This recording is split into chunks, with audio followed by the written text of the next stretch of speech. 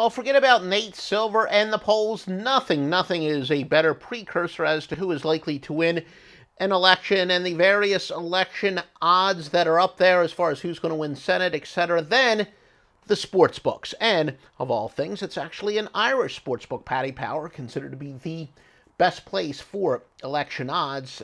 Note that in Las Vegas, you cannot you cannot bet on anything that's voted upon, whether it's an election, whether it's an award like the Academy Awards, Grammy Awards, etc. So that's why we got to turn to either the offshore or the Irish sports books. And again, Paddy Power, long time considered to be the number one place for political odds. Hillary Rodham Clinton, an overwhelming 1-5 favorite to win the election. Donald Trump is 4-1.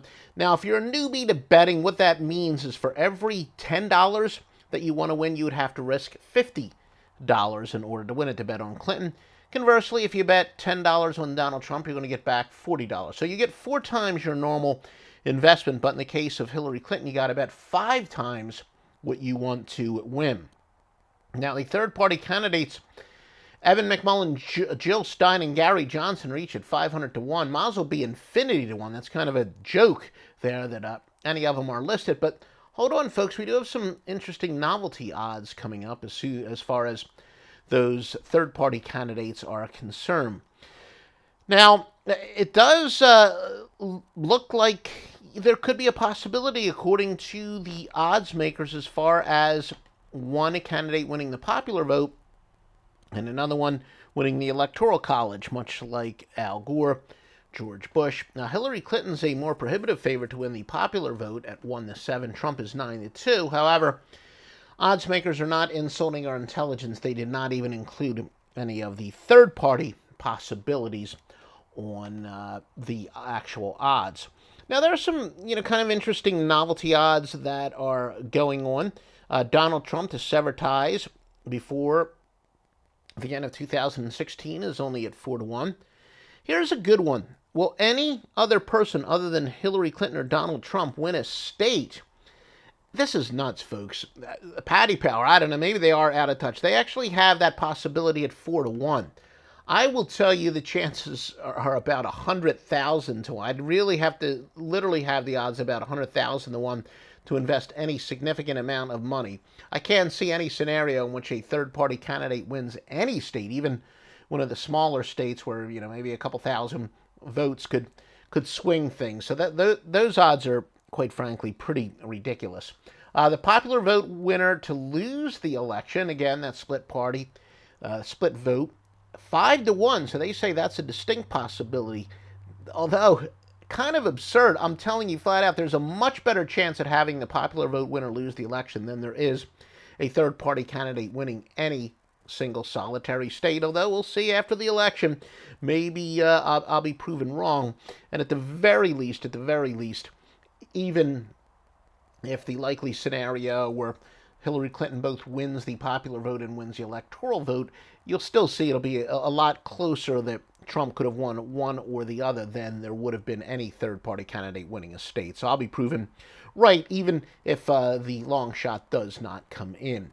Bernie Sanders to form a new party by the end of 2016, so it is 9-1. Same odds for Donald Trump to do the same. Now, will there be an electoral college tie?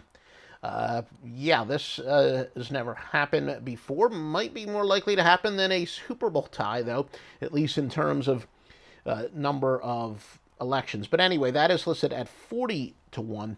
Now, Donald Trump to win no states in the election is 250-1. I agree that's a long shot, but those odds are a lot more realistic. I will go so far as to say there is a better chance of Donald Trump getting shut out than there is of a third-party candidate winning any single solitary state, yet one is at 250-1 and the other one is listed at only 4-1.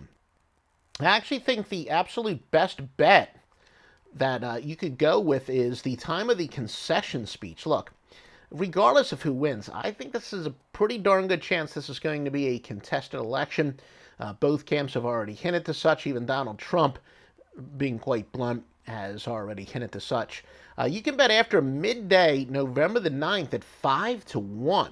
So all he has to do is 20 or 48 hours after the election for him to not concede the election for us to cash in on 5-1, or for her, yeah, down there's still a possibility that Hillary Clinton could win the election. The favorite is between midnight Eastern and 1 o'clock Eastern. Between midnight and actually 2 o'clock Eastern time, which under a normal, quote unquote, normal election is usually when it does happen. That's at 6 to 5, but this is no normal election. I doubt if it will be conceded before 2 a.m. Actually, before midnight is 8 to 1, and I would set the odds a little bit higher than that. Not, ridiculous odds, but yet again, I go back to it. They actually think that a third-party candidate could win a state is more likely than the losing candidate conceding by midnight. Yeah, I just don't. Those were bizarre odds. You are nuts if you bet that one at 4 to 1 as far as any candidate winning a state. But, again, I think the absolute best bet that I have seen posted anywhere is that it will not be conceded before midday of the next day at 5 to 1. Again, offshoreinsiders.com is a place to go for all your sports betting picks, winning sports betting picks. That is www.offshoreinsiders.com.